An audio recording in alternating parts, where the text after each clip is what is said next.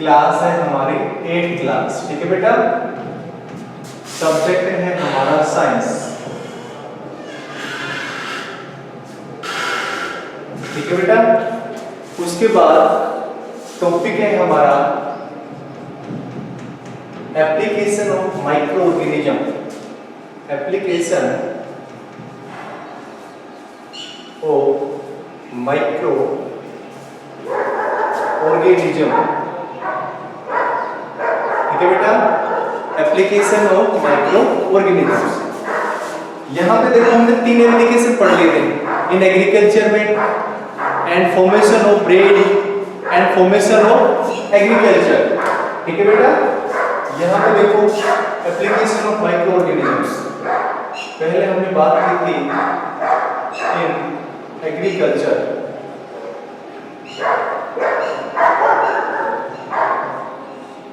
दूसरा हमने बात की थी in making of card and bread, card और ब्रेड बनाने के अंदर इसका यूज किया था। तीसरा हमने देखा था commercial use, commercial use of micro organism,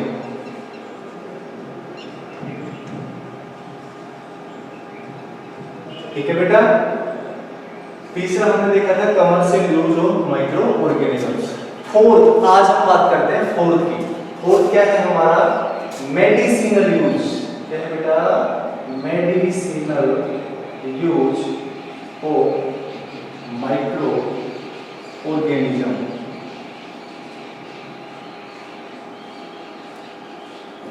ठीक है।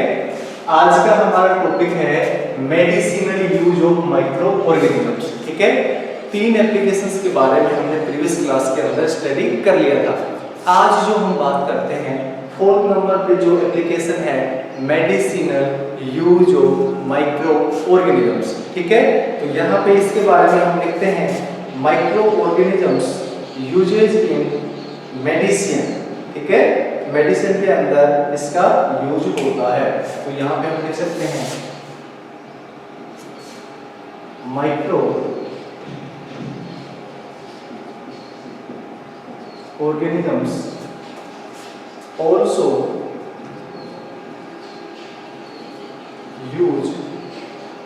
uses in medicine, ठीक है। यहाँ पे मैंने लिखा है microorganisms also uses in medicine, the source of medicine is microorganisms, या हम ऐसे भी लिख सकते हैं द सोर्स ऑफ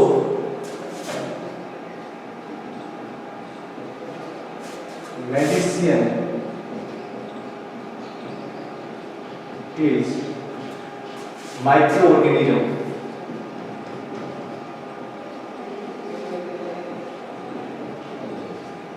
जो मेडिसिन के जो सोर्स होते हैं वो क्या है? Microorganisms. जैसे हम मेडिसिन के रूप में बात करें, एग्जांपल एंटीबायोटिक्स,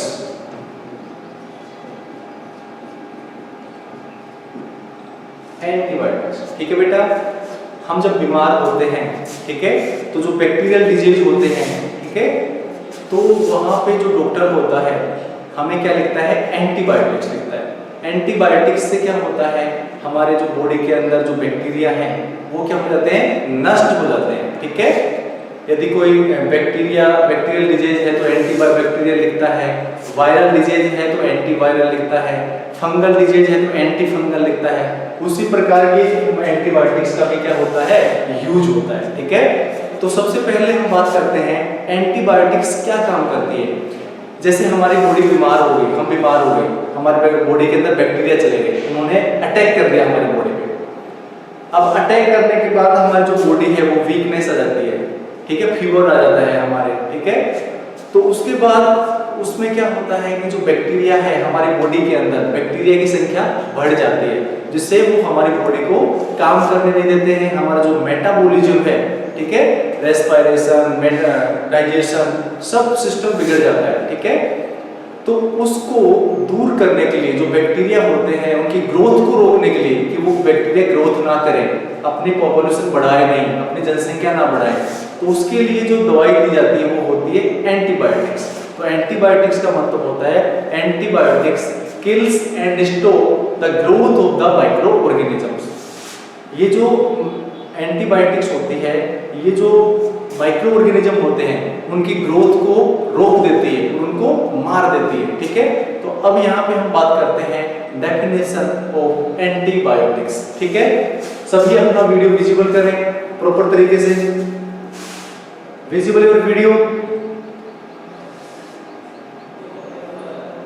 बेटा अपना वीडियो विजिबल करें, इसके साथ छेड़खानी ना करें। सभी दिख रहे हैं मेरे को? अपना वीडियो विजिबल रखें, ठीक है, और ध्यान से बैठ के पढ़ाई करें। समझ रहे हो?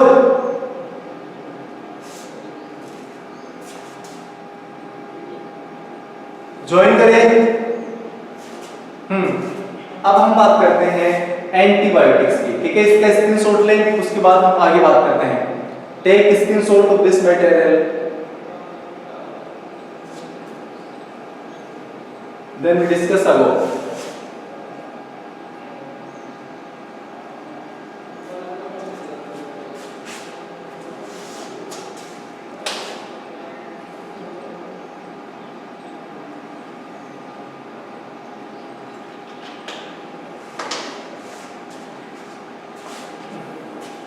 अब हम बात करते हैं एंटीबायोटिक्स की। किसकी बात करते हैं? एंटीबायोटिक्स। इसी में है, इसी एप्लीकेशन के अंदर। ठीक है बेटा, ये जो हम पढ़ रहे हैं वो इसी एप्लीकेशंस के अंदर है। यहाँ पे देखो, अब हमारा टॉपिक इसी के अंदर एंटीबायोटिक्स।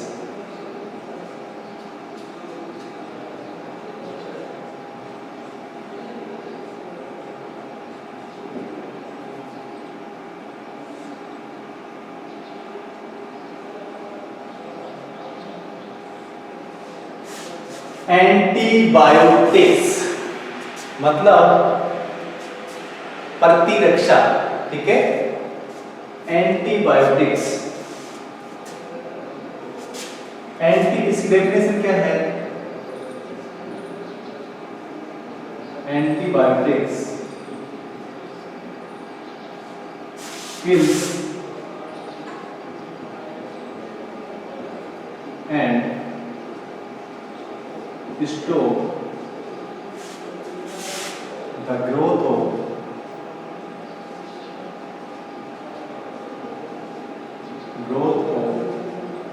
microorganism।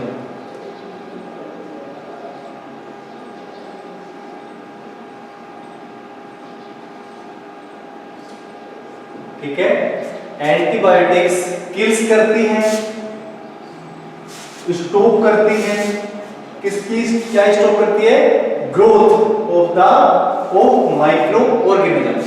ठीक है, antibiotics kills and stop the growth of micro organisms. ठीक है, अब इसके एग्जांपल्स क्या क्या हैं? एग्जांपल्स दो तीन एग्जांपल हैं, जैसे स्ट्रेप्टोमाइसिन,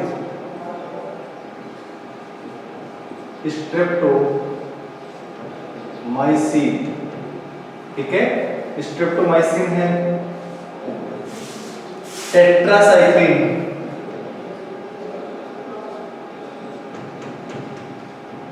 ठीक है, एरिथ्रोमाइसिन,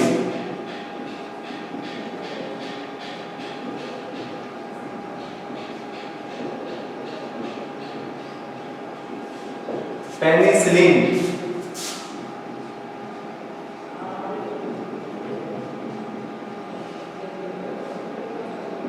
एल्सेक्ट्रा।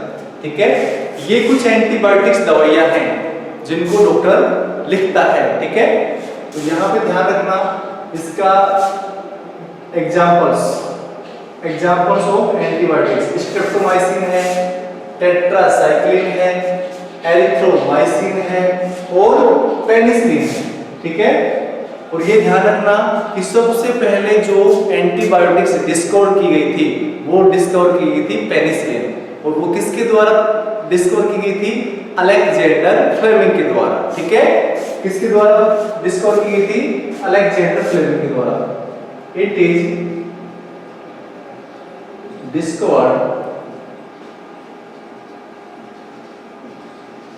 बाय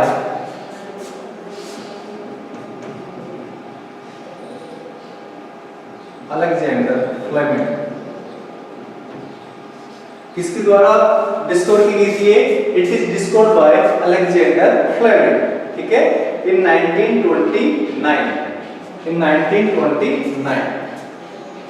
इन 1929। तो ये ध्यान रखना, सबसे पहले फर्स्ट एंटीबायोटिक्स जो डिस्कवर की गई थी उसका नाम क्या है, उसको किसने डिस्कवर किया था, और एंटीबायोटिक्स क्या है, what is the definition of antibiotics. ठीक है बेटा, मैंने लिखा antibiotics keeps and stop the growth of the micro organisms. ठीक है, ये इसकी डेफिनेशन है। It is the definition of antibiotics. उसके बाद हमने बात की एग्जांपल्स की। एग्जांपल्स कौन कौन से हैं? एक एग्जांपल है स्ट्रेप्टोमाइसिन, एक एग्जांपल है टेट्रासाइक्लिन, एक एग्जांपल है एरिथ्रोमाइसिन, एक एग्जांपल है पेनिसिलिन।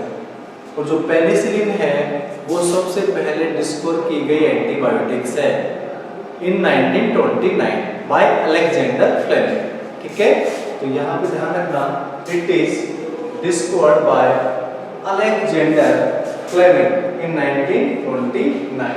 ठीक है, उसके बाद बिना डॉक्टर की सलाह के हमें एंटीबायोटिक्स नहीं लेनी चाहिए, क्योंकि एंटीबायोटिक्स है सम साइड इफेक्ट। एंटीबायोटिक्स के कुछ हमारी बॉडी पे एडवर्स इफेक्ट होते हैं। ठीक है, इसलिए बिना डॉक्टर के सब्सक्राइब किए हमें एंटीबायोटिक्स नहीं लेनी चाहिए। ठीक है, जो डॉक्टर लिखता है, ठीक है, रेफर करता है, हमें सजेस्ट करता है, तब ही हमें एंटीबायोटिक्स लेनी चाहिए। एंटीबायोटिक्स का हमारे बॉडी पे हार्मफुल इफेक्ट होता है, उसका एडवर्स इफेक्ट होता है। ठीक है, तो इसलिए हमें बिना डॉक्टर की सलाह के एंटीबायोटिक्स नहीं लेनी चाहिए। तो यहाँ पे हम बात करते हैं, it is important to remember that antibiotics should be taken only on the advice of a qualified doctor. ठीक है, it is important to remember, तो यहाँ पे ये पॉइंट और लिखना है, it is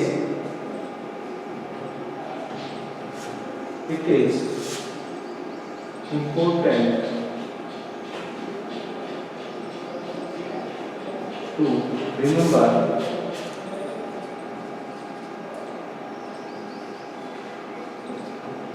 it is important to remember that antibiotics should taken by the advice of qualified doctor. जो क्वालिफाइड डॉक्टर होता है, ठीक है, एमडी होता है ना, जो डॉक्टर होते हैं, स्पेशलिस्ट होते हैं, उनकी जब वो हमें एडवाइस करता है, ठीक है, तो तभी हमें एंटीबायोटिक्स लेनी चाहिए। फालतू के अंदर हमें एंटीबायोटिक्स नहीं लेनी चाहिए, क्योंकि उनका हमारी बॉडी पे एडवर्स इफेक्ट होता है। ठीक है बेटा, सभी समझ पा रहे हैं? सभी अपना वीडियो विजिबल रखें और आराम से बैठ के स्टडी करें। ठीक है, प्लीज विजिबल योर वीडियो। तो ये इसका स्क्रीनशॉट ले, उसके बाद हम आगे बात करते हैं। ठीक है, तो ये ध्यान रखना, it is important to remember that antibiotics should taken by the advice of qualified doctor. ठीक है, इसकी हमने डेफिनेशन देखी, इसके हमने एग्जांपल्स देखे। ठीक है, उसके बाद हमारा अगला टॉपिक है वैक्सीन।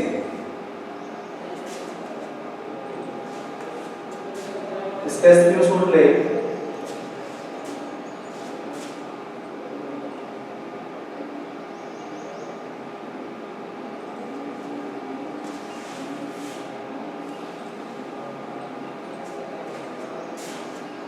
अब हमारा अगला टॉपिक है वैक्सीन।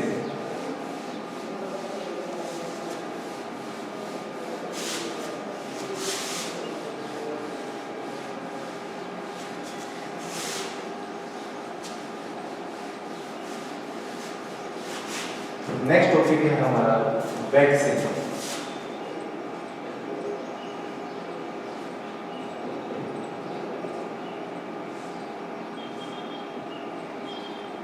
ठीक है, वैक्सीन का मतलब होता है टीका। और सबसे पहले जैसे कोई भी बीमारी होती है, कोई पोलियो की बीमारी, ठीक है, जब बच्चे होते हैं बचपन के अंदर, जब हम पैदा होते हैं, ठीक है, उस समय हमारे टीके लगते हैं, जैसे बीसीजी का टीका टीबी के लिए, डीपीटी का टीका डिप्थीरिया, पर्टूसिस और टिटनेस रोग के लिए, पोलियो का टीका, ठीक है, वैक्सीनेट करते हैं ताकि हमारे कोई बीमारी आगे नहीं हो। ठीक है, तो वैक्सीन का लगना ही क्या कहलाता है? वैक्सीनेशन कहलाता है। जैसे आप कोरोना की वैक्सीन चल रही है, ठीक है, हमारे इंडिया की 2 वैक्सीन है, जैसे कोविशील्ड है, कोवैक्सीन है, तो वो वैक्सीन लग रही है, वैक्सीनेशन हो रहा है। ठीक है, तो वैक्सीनेशन से क्या होता है कि जो बीमारी होती है उसके इन्फेक्टेड होने के मतलब जो पेशेंट होता है उसकी बीमारी नहीं होती है। ठीक है, एक हेल्दी पर्सन की बीमारी नहीं होती है। ठीक है, तो वैक्सीन का लगना ही वैक्सीनेशन होता है। ठीक है, और वैक्सीनेशन इज एसेंशियल। ठीक है, जैसे कोरोना के टीके आ रहे हैं, ठीक है, हमारे इंडिया ने 2 वैक्सीन बनाए हैं, जैसे कोविशील्ड है, कोवैक्सीन है। कोवैक्सीन बनाई है भारत बायोटेक ने, ठीक है, और कोविशील्ड बनाई है सीरम इंस्टीट्यूट ऑफ इंडिया। और सीरम इंस्टीट्यूट ऑफ इंडिया कहाँ पे है? पुणे में। और भारत बायोटेक कहाँ पे है? हैदराबाद में। ठीक है, तो ये ध्यान रखना। तो अब हम बात करते हैं वैक्सीन। तो इसमें लिखना Edward Jenner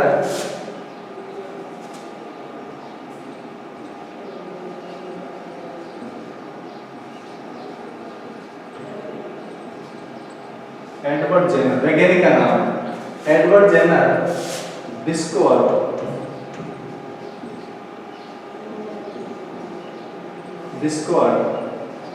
the vaccine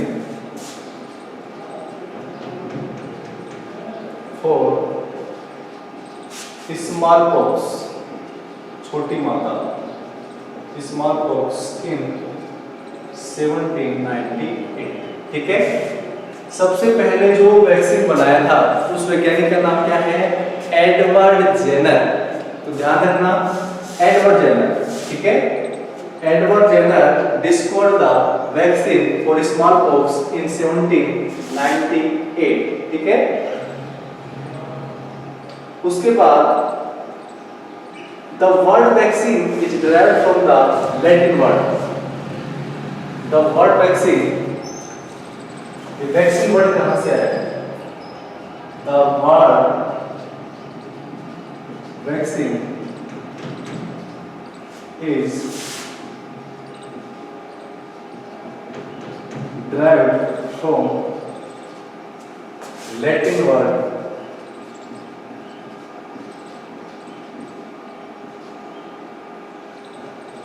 vacca। vacca that means, और vacca का मतलब होता है काऊ। that means काऊ।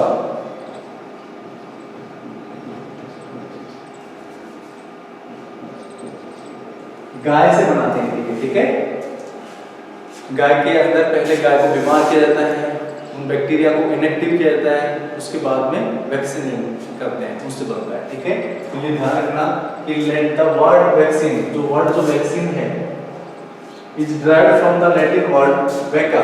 ठीक है, दैट मींस काऊ। वैका का मतलब क्या होता है? काऊ होता है। ठीक है, तो यहाँ पे वैका VACCA। ठीक है, VACCA that means cow। ठीक है, उसके बाद जब टीका लगता है, the substance which is injected into the body, the substance which is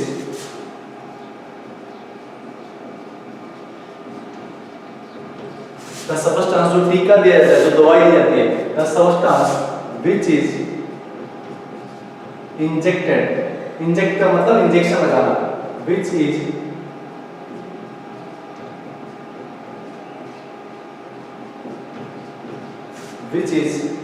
injected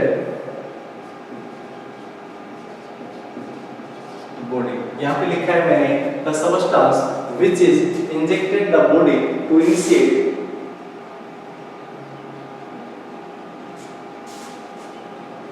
the substance which is injected the body to initiate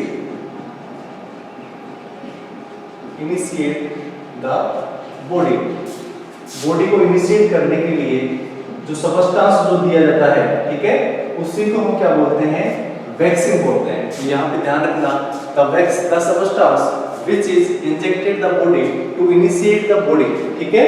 उसके बाद जो वैक्सीन होता है, vaccine protect the body against the disease, मतलब वैक्सीन क्या करता है, जो रोग होता है उसके अगेंस्ट काम करता है, ठीक है। तो यहाँ पे ध्यान रखना, vaccine protect the body, vaccine protect the body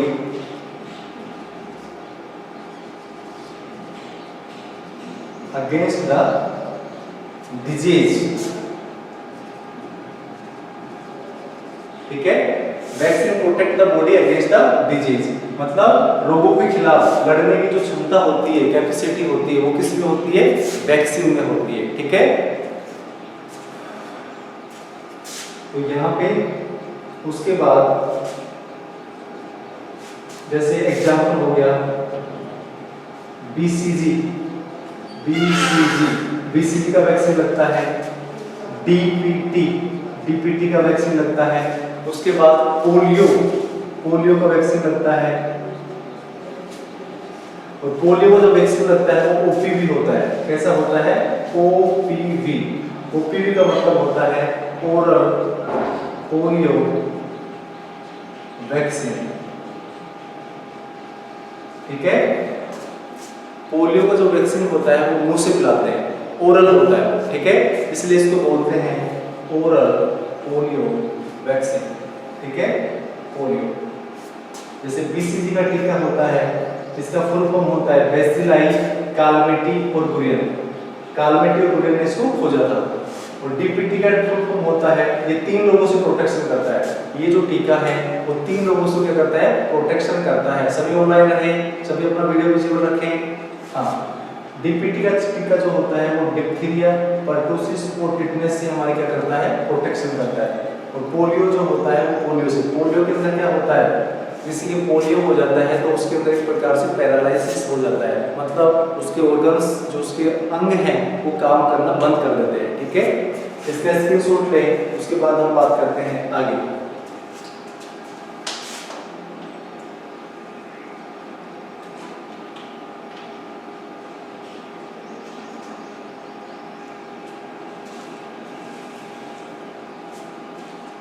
उसके बाद 1-2 लाइन और लिखनी है इसमें,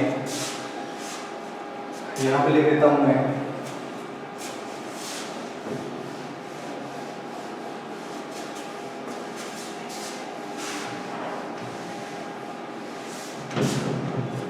कौन कौन सी बीमारियां दूर होती है, सेवरल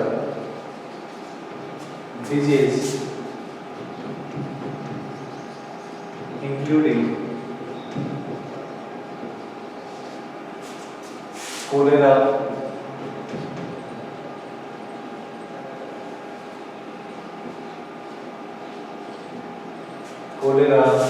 ट्यूबरकुलोसिस, ठीक है। उसके बाद hepatitis,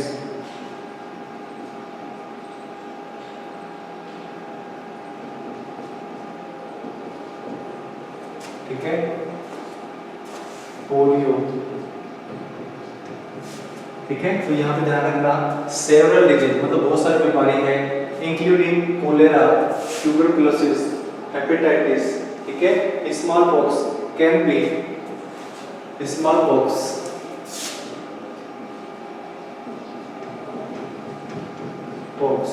can be prevented by vaccination। ठीक है, जैसे कौन कौन सी बीमारी है, जैसे कोलेरा होता है, हैजा होता है, ठीक है, ट्यूबरकुलोसिस होता है, हेपेटाइटिस होता है, पोलियो होता है, स्मॉल पॉक्स बीमारी होती है, उनसे प्रिवेंटेड, उनको रोका जाता है बाय वैक्सीनेशन। ठीक है, जब बॉडी के अंदर वैक्सीन को इंजेक्ट करा जाता है उसी को हम क्या बोलते हैं, वैक्सीनेशन। तो वैक्सीनेशन से ये जो बीमारी मैंने लिखी हैं उनको रोका जा सकता है। ठीक है, तो यहाँ पे मैंने लिखा several disease like cholera, tuberculosis, polio, smallpox can be prevented by the vaccination. ठीक है बेटा, यस, इसका स्क्रीनशॉट लें, उसके बाद हम बात करते हैं आगे। उसके बाद हमारा फिफ्थ जो एप्लीकेशन है, क्लीनिंग द एनवायरनमेंट। ठीक है, ये हमारा फोर्थ था, medicinal use of micro organisms. अब हमारा फिफ्थ एप्लीकेशन है क्लीनिंग द एनवायरनमेंट। ठीक है, फिफ्थ हमारा एप्लीकेशन है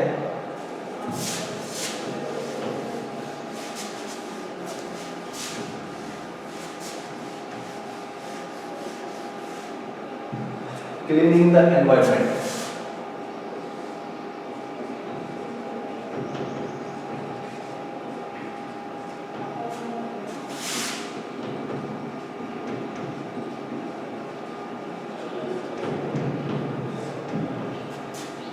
क्लीनिंग द एनवायरनमेंट। ठीक है, एनवायरनमेंट को साफ करने के लिए, ठीक है, तो यहाँ पे माइक्रो ऑर्गेनिजम्स क्या है, हेल्पफुल होते हैं। ठीक है, तो यहाँ पे ध्यान रखना, micro organism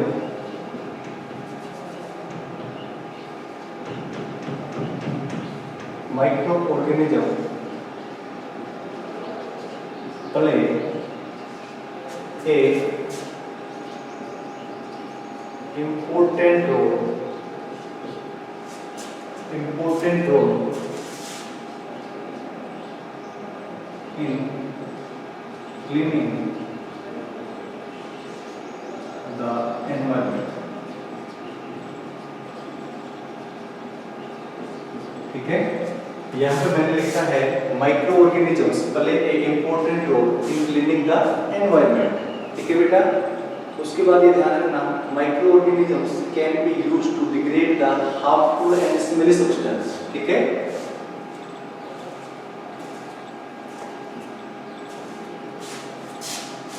micro organism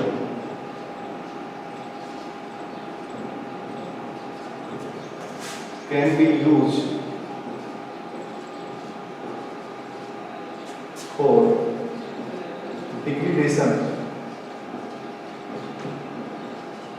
of harmful and smelly, जिनमें बदबू आती है, स्मेली सब्सटेंस। यहाँ पे लिखा है मैंने micro organisms can be used for degradation of harmful and smelly substance. ठीक है, and thereby clean up the environment and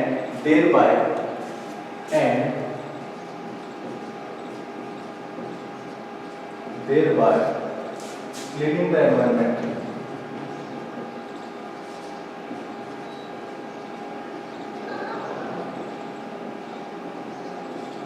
ठीक है, उसके बाद ये ध्यान रखना, माइक्रो ऑर्गेनिज्म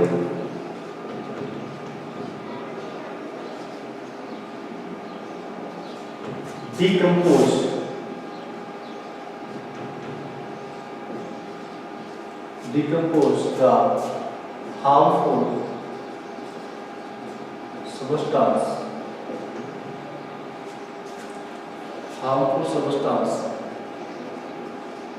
into non-harmful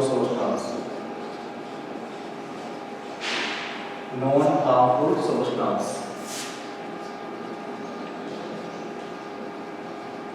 ठीक है, इसमें मैंने लिखा है micro organisms decompose the harmful substance into non harmful substance. ठीक है, जो हार्मफुल सब्सटेंस और नॉन हार्मफुल सब्सटेंस है वो क्या हो सकते हैं, प्लांट भी हो सकता है, ठीक है, और एनिमल प्रोडक्ट भी हो सकता है, ठीक है। उसके बाद ध्यान रखना, अब हम बात करते हैं हार्मफुल माइक्रो ऑर्गेनिजम्स, ठीक है। ये ध्यान रखना कि जो क्लीनिंग का एनवायरनमेंट के अंदर मैंने लिखा microorganisms play a important role for cleaning the environment, ठीक है, फॉर क्लीनिंग द एनवायरनमेंट। उसके बाद मैंने लिखा है microorganisms can be used for degradation. Degradation का मतलब होता है उनको नष्ट करना, ठीक है। Microorganism can be used for degradation of harmful and smelly substance, जिनके अंदर बदबू आती है, ठीक है, उनको क्या करता है एनवायरनमेंट के अंदर साफ करता है smelly substance and thereby cleaning the environment, environment को क्या करते हैं साफ करते हैं, ठीक है। Micro organisms decompose the harmful substance into non harmful substance, ठीक है। जो हार्मफुल सब्सटेंस होता है उसको नॉन हार्मफुल सब्सटेंस के अंदर कन्वर्ट करता है, एनवायरनमेंट को क्या करते हैं वो साफ सुथरा रखते हैं, ठीक है। तो यहाँ पे हमने 5 एप्लीकेशन देखे। कितने एप्लीकेशन देखे हमने? 5 एप्लीकेशन। हमने पहला एप्लीकेशन देखा था किसमें? एक तो देखा था हमने इन एग्रीकल्चर,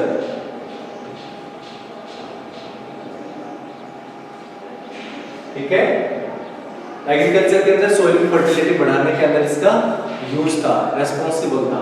दूसरा हमने देखा था card and bread formation, bread making बोल सकते हैं। तीसरा हमने देखा था कमर्शियल यूज।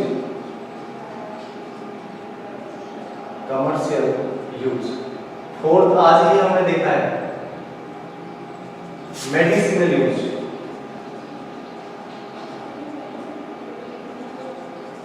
और 5वां हमने देखा है क्लीनिंग द एनवायरनमेंट।